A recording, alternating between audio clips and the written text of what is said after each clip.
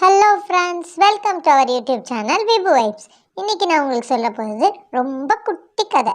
ஒரு ஊரில் ஒரு மன்னர் இருந்தாராம். அவர் தன்னோட மகனான இளவரசனை ஒரு ஜென் குரு கிட்ட பயிற்சிக்காக அனுப்பி வச்சாராம். இளவரசனும் அந்த ஜென் குருவோட ஆசிரமத்துக்கு போய் கதவை தட்டினானாம். யார் அது அப்படின்னு குரு உள்ளேருந்து குரல் கொடுத்தாராம். நான் இந்த நாட்டின் இளவரசன் வந்திருக்கேன் அப்படின்னு இளவரசன் சொன்னார். உடனே நான் செத்த பிறகு வா அப்படின்னு ஜென் குரு பதில் சொன்னாராம். குரு என்ன சொல்கிறாருன்னு இவருக்கு புரியலை. உடனே அவர் மீண்டும் கதவை தட்டி நான் இளவரசன் வந்திருக்கிறேன் அப்படின்னு மறுபடியும் சொல்கிறாரு. அப்பவும் குரு திருப்பி நான் செத்த பிறகு வா அப்படின்னு சொல்கிறாரு.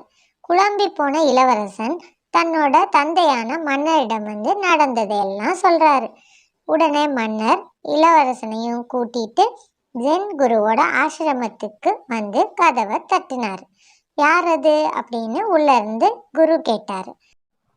அடியேன் தங்களிடம் பாடம் கற்க வந்துள்ளேன் அப்படின்னு ராஜா பதில் சொல்கிறாரு.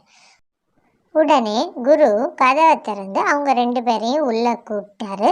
என்னன்னு கேட்டுட்டு இளவரசனை தன்னோட மாணவனாக சேர்த்துட்டாரு. நான்கிற அகந்தை ஞானத்துக்கு எதிரானது என்பதை தான் குரு வந்து நான் செத்த பிறகு வா அப்படின்னு சொல்லியிருக்காருங்கிறத இளவரசன் நல்லா புரிஞ்சுக்கிட்டாரு. நாமளும் இதை நல்லா புரிஞ்சுக்கணும்.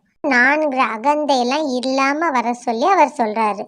அதுதான் இதனோட அர்த்தம். ஞானம் பெறணும்னா நான்கிற அகந்தையெல்லாம் விட்டொழிச்சாதான் நம்மளுக்கு ஞானம் கிடைக்கும்.